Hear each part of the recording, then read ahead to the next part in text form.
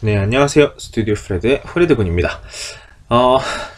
그동안에 이제 독일어보다 이제 영어가 좀 중점적으로 많이 올라갔었고, 독일어 문장 연습이라는 것도 올라갔었죠.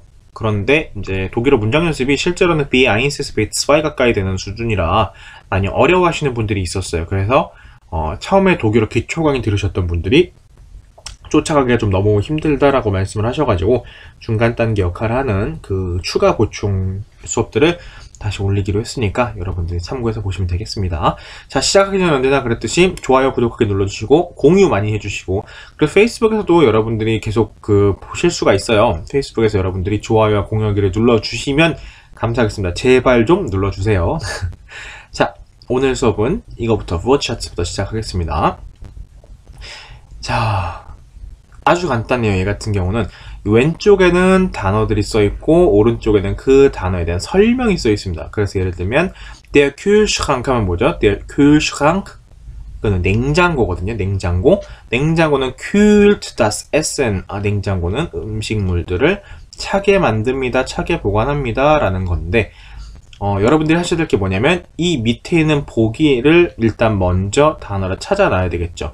자, 단어 찾을 때 요령 첫 번째 뭐라 그랬죠? 반드시 성을 함께 찾으셔야 되고, 그리고 복수형의 형태가 어떻게든지 반드시 알아두라고 했죠. 그리고 Partizip 2, 흔히 말하는 영어의 PP 형태는 어떻게 변하는가, 안 써있으면 규칙 변화라는 얘기예요. 특별히 변하는 것들은 따로 써 있습니다. 반드시 이것들을 같이 여러분들이 찾으셔야 돼요. 그런데 제가 얼마 전에 어떤 독일어 강사가 수업하는 걸 살짝 봤거든요, 인터넷으로. 근데 자, 남성, 여성, 중성을 찾아야 되죠. 그럴 때 표기하는 방법이 남성일 때 the를 쓰고, 여성일 때 d를 쓰고, 중성일 때 das를 쓰는 방법도 있지만, 이렇게 ful로 다 쓰기가 번거로울 때는 예를 들면 masculine이라는 뜻으로 m을 쓰고, 남성일 때, 여성은 feminine이라는 의미로 f를 쓰고, 그리고 중성은 neutrum이라는 뜻으로 n을 씁니다. 그리고 경우에 따라서는 뭐 이렇게 쓰게 돼요. the요, 이때 d일 때. 그런데 사실 이렇게 쓰는 경우가 잘 없거든요. 성을 표기할 때 요거 두 개예요, 보통 일반적으로.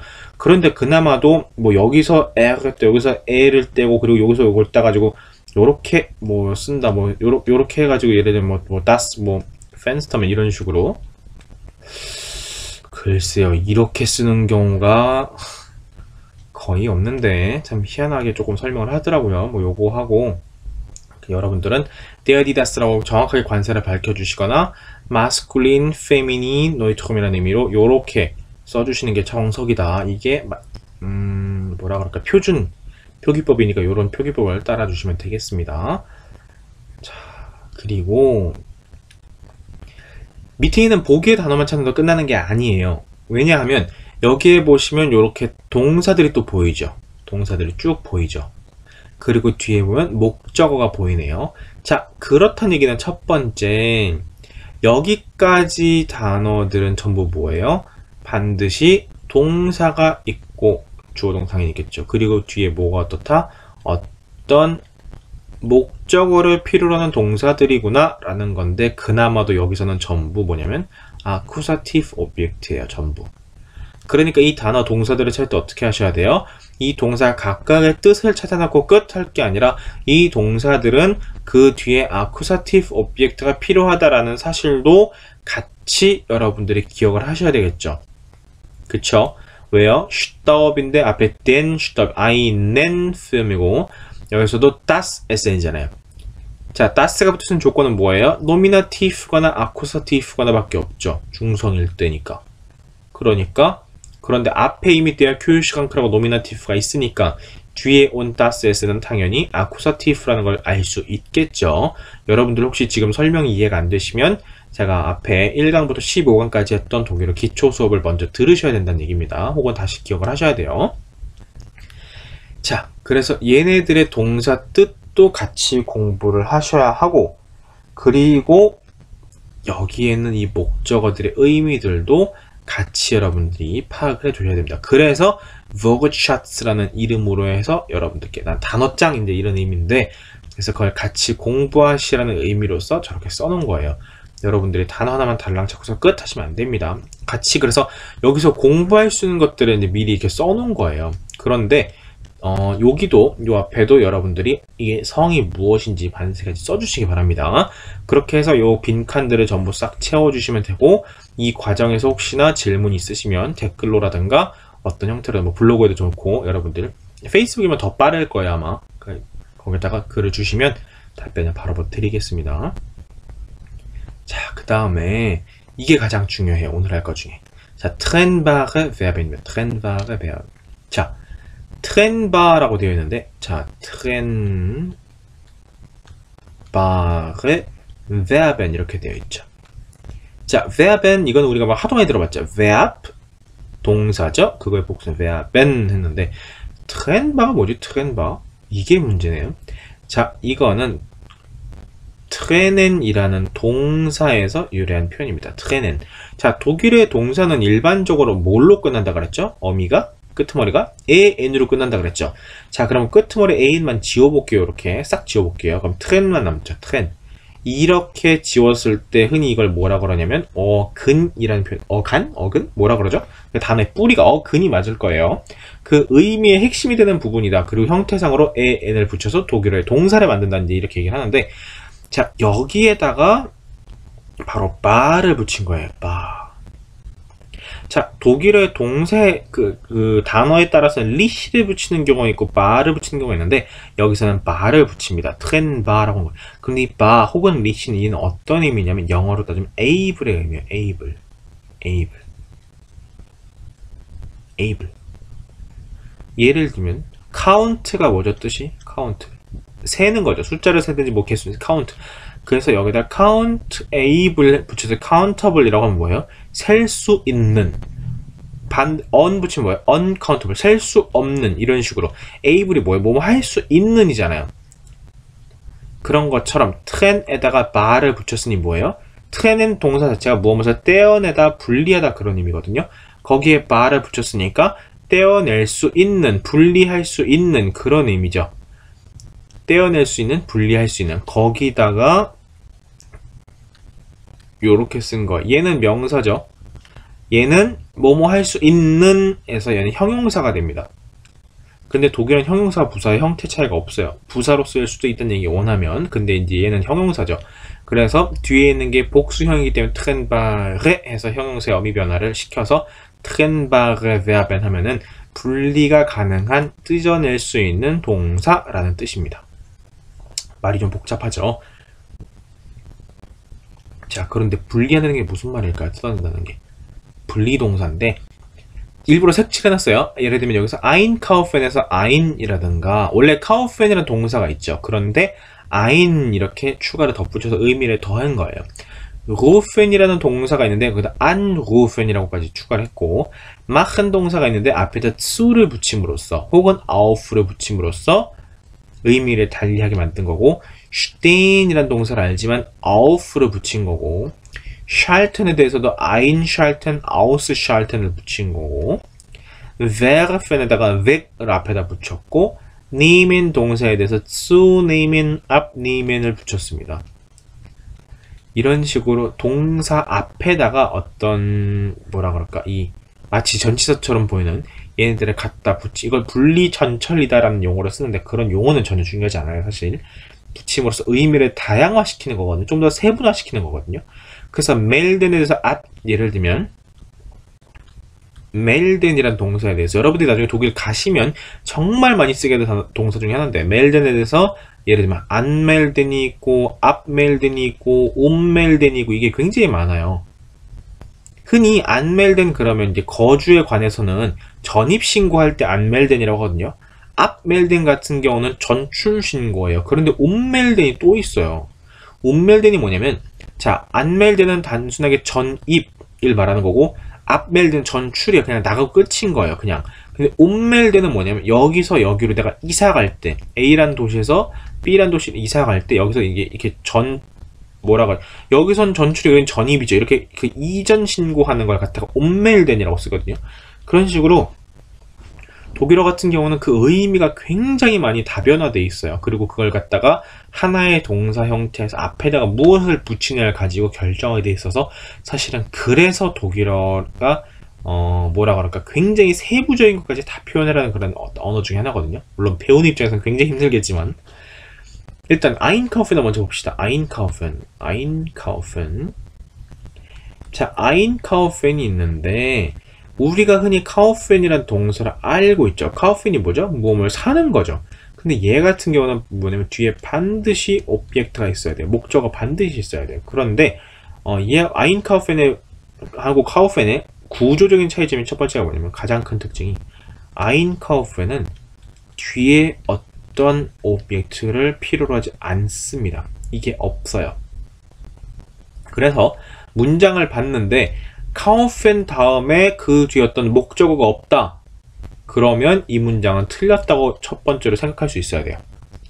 반대로 아인카우펜인데 뒤에 목적어가 있다. 그럼 걔도 틀린 거예요. 왜? 아인카우펜은 뒤에 목적어가 필요가 없이 단독으로 쓰이는 녀석이고 카우펜은 그 다음에 어떠어떠한 형태의 목적어가 있어야 되는 동사니까. 그게 구조적인 차이점이죠.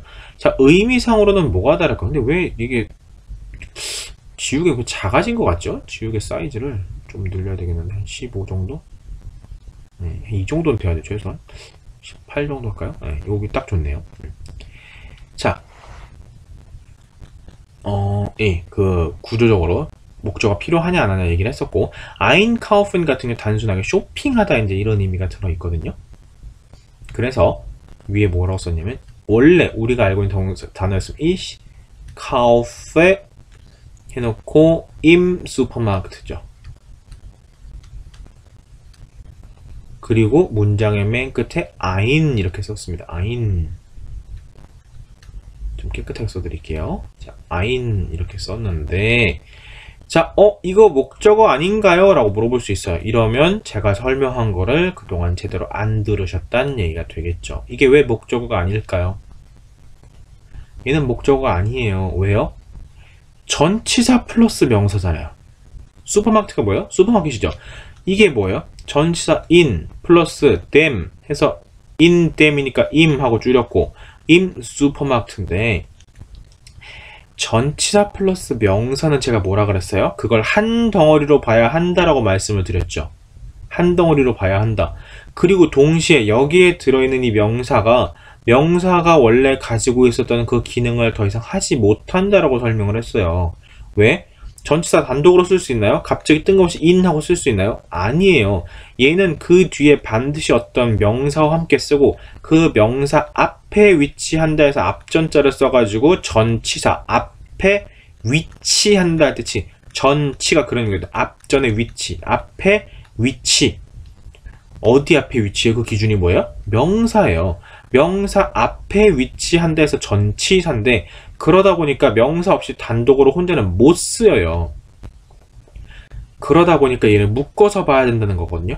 그러다 보니까 이 안에 들어있는 명사도 단독으로 쓰일 수 없기 때문에 단독으로 명사의 기능을 더 이상 못하는 겁니다. 명사의 기능이 뭐예요? 주어 역할을 하거나 목적 역할을 하거나 그런 역할을 하는데 그 기능을 상실한다는 얘기예요. 얘가 목적어 역할을 해버리면 얘는 단독 명사 역할을 해버렸으니 얘는 전치사가 외톨이가 되잖아요. 그래서 단독으로 볼 수 없다. 하나로 묶어야 된다라고 말씀을 드렸던 거고 그래서 얘는 덩어리이기 때문에 목적어가 없는 겁니다. 이걸 흔히 가리켜서 뭐 문법 용어 설명할 때 뭐 전치사 구다 뭐다 이런 얘기를 하죠.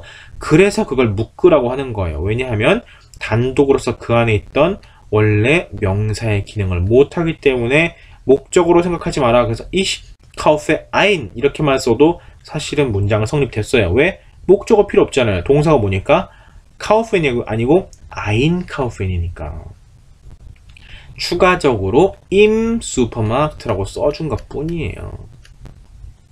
그런 여기다 다른 걸 쓸 수도 있겠죠. 이해되셨나요? 무슨 말인지? 자, 그 다음에 카우펜이란 동사의 과거형이 어떻게 되죠? 카우펜, 카우프트, 그럼 흔히 말하는 완료형 파티스파이 PP 형태라고 하는 거죠. 영어에서는 뭐예요? gekauft죠. 자, 문장 그대로 써볼게요. ich 해놓고 kaufe im Supermarkt ein 했죠. 자, 우리가 kaufen 동사를 알고 있으니까 과거형으로 써봅시다. 과거형 어떻게 써? ich 그대로 쓰면 되겠죠. kaufte im Supermarkt ein이죠. 자, 그런데 문제는 얘예요. 얘. 완료 형태. 자, 독일의 완료 형태는 조심해야 돼요. 동사에 따라서 그것이 haben 동사를 필요로 하는 경우가 있고 sein 동사를 필요로 하는 경우가 있어요. 일반적으로 sein 동사를 필요로 하는 경우는 어떤 움직임인 경우들이 많거든요. 일반적으로 항상은 아니에요. 여기서는 특히나 kaufen 동사는 haben 동사를 필요로 하는데 독일어의 완료 형태는 문장이 어떻게 되죠? 완료 형태는 문장이 haben 동사가 두 번째 자리에 오고 본 동사가 완료 형태로 문장의 맨 뒤로 간다 그랬죠. 그래서 ich 다음에 haben인데 ich니까 habe가 되겠죠. 나머지 거 그대로 쓰시면 돼요. im Supermarkt까지 그대로 쓰시고 그 다음이 문제예요. kaufen 동사의 완료 형태가 gekauft였죠. 그러면 도대체 einkaufen은 어떻게 될까요? einkaufen. kaufte ein 하면 끝났어요. 얘는 똑같이. 그런데 완료 형태는 geeinkaufte가 아니고 eingekauft입니다. 얘가 앞으로 나와 있어요. eingekauft. kaufen, kaufte, gekauft인데 과거 형태는 kaufte고 똑같이 뒤에다 ein만 써주시면 되지만 완료 형태는 geeinkaufte가 아니고 eingekauft, 얘는 단독으로 따로 쓰이는 거예요. eingekauft 이런 식으로 이해되셨나요? eingekauft. 이 부분이 조금 헷갈릴 수 있어요. 뭐 지금 어쨌든 과거형 완료는 뭐 가르쳐 드리진 않았지만 일단 뭐 기본 틀로서는 그렇게 갈 수 있다는 정도로 그냥 오늘은 맛보기 정도로 보시면 될 거예요. 자, 그 다음에 anrufen. 자, rufen이라는 동사가 있어요. 이거는 이제 누구를 부르는 거거든요. 근데 anrufen을 하면 특히나 어떤 하면 전화 거는 거예요. 전화 거는 거. 전화. 그리고 얘는 반드시 accusative object를 씁니다. 전화하는 거죠. 우리말로 해볼게요. 우리말로 누구누구에게 전화를 하다죠. 누구누구에게는 dative 아닌가요? 그래서 제가 그랬을 거예요. 그게 dative가 대체로 뭐뭐에게라고 해석이 되고 accusative가 대체로 뭐뭐 을르리라고 해석되지만 항상 그렇게 생각하면 안 된다고 말씀을 드렸을 거예요. 그것은 특히나 이런 식으로 anrufen 같은 경우 ich 예를 들면 rufe 해놓고 맨 끝에 an 되겠죠. 근데 accusative가 필요해요. 그럼 누구누구 예를 들면 너한테 라고 해볼게요. 너한테 너에게 전화를 건다라고 해볼게요. 너 독일어로 뭐죠? du죠. du 이게 nominative